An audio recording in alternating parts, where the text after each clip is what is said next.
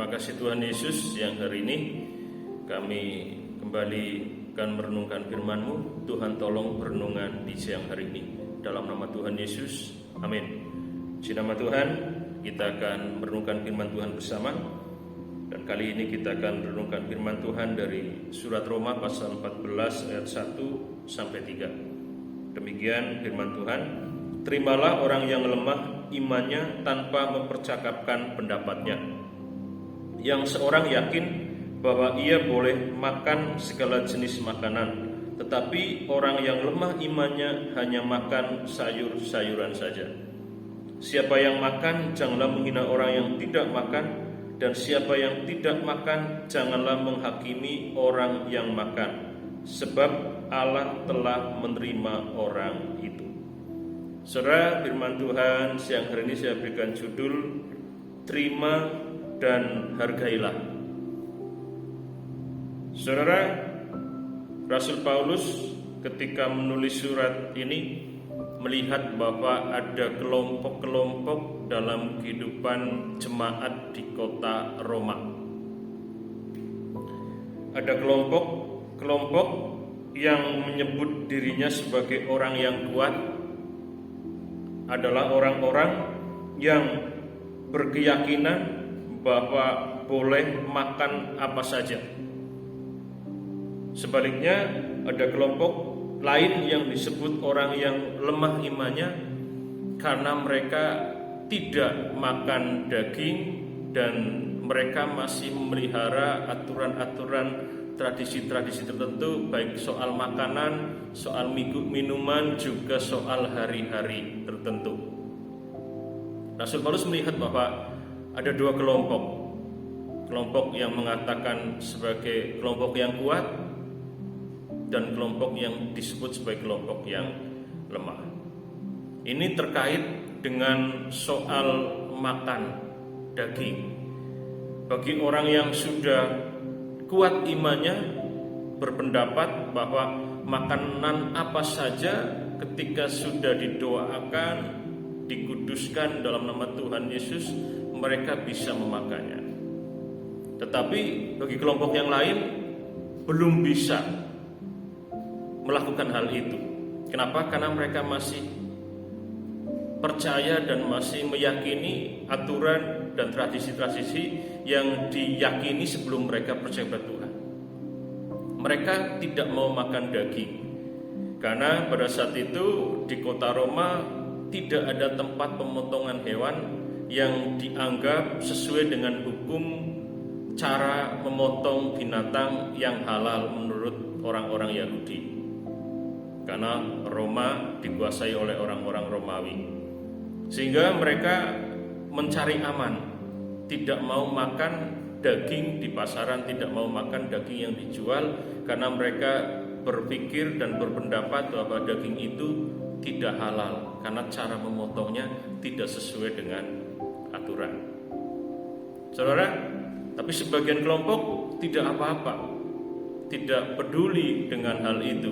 Mereka berkeyakinan bahwa ketika percaya Tuhan Yesus, didoakan dalam nama Tuhan Yesus, semuanya bisa dimakan.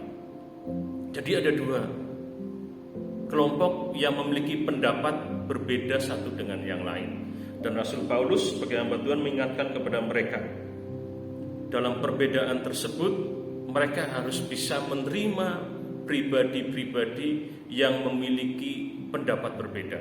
Jadi yang pertama, ketika kita menemukan perbedaan dalam kehidupan sehari-hari, kita harus bisa menerima pribadi tersebut.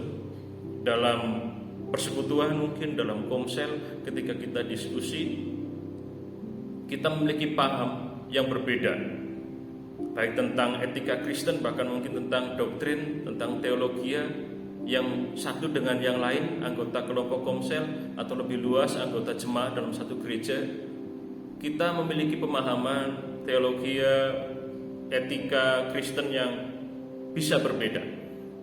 Tetapi sebagai anak-anak Tuhan, sebagai umat Tuhan, kita harus bisa menerima orang yang berbeda itu.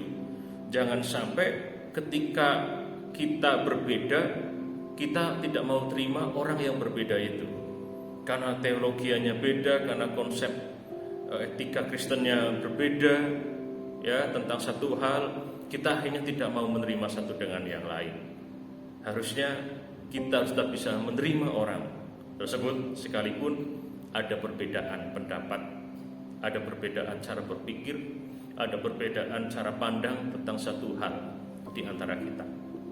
Yang kedua, diingatkan supaya kita bisa menerima, menghargai pendapatnya.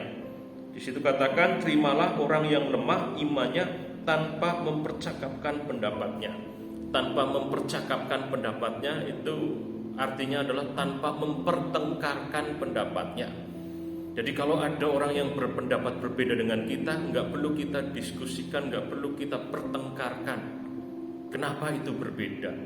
Karena memang kita memiliki perbedaan cara pandang, cara berpikir. Kita terima orang itu dan kita hargai pendapat, kita hargai pandangan dari orang tersebut. Menurut kita tidak benar, dia salah, tapi sebaliknya, menurut orang itu kita yang salah, mereka yang benar. Dan kalau kita akan mempertahankan, kalau kita terus-menerus mempertahankan ego kita, pasti yang terjadi adalah pertengkaran dan terjadi perpecahan dalam jemaat. Kenapa? Karena kita nggak bisa menghargai pendapat, tidak bisa menghargai apa yang diyakini oleh orang lain. Jadi hari ini kita belajar untuk bisa menerima orang dan menghargai pendapat yang berbeda. Sebagai umat-umat Tuhan, sebagai jemaat Tuhan, kita punya latar belakang yang berbeda-beda, baik suku, baik latar belakang sosial, latar belakang pendidikan, latar belakang budaya. Kita juga berasal dari tempat yang berbeda, dan itu membuat cara berpikir kita berbeda, cara menyikapi sesuatu juga berbeda, cara berbicara kita berbeda, cara menyampaikan pendapat kita berbeda. Ada perbedaan di antara kita. Oleh karenanya firman Tuhan mengingatkan kepada kita, terima orang yang berbeda itu dan hargai pendapat mereka. Kita berdoa. Terima kasih Tuhan Yesus untuk firman Tuhan yang sudah kami renungkan bersama, mengingatkan kepada kami sebagai umat-umat-Mu bahwa ada perbedaan, ada keragaman di antara kami, jemaat Tuhan. Dan firman Tuhan mengingatkan bagaimana kami menyikapi keragaman dan perbedaan tersebut. Tuhan, tolong Roh Kudus mampukan untuk kami hidup di dalam firman-Mu.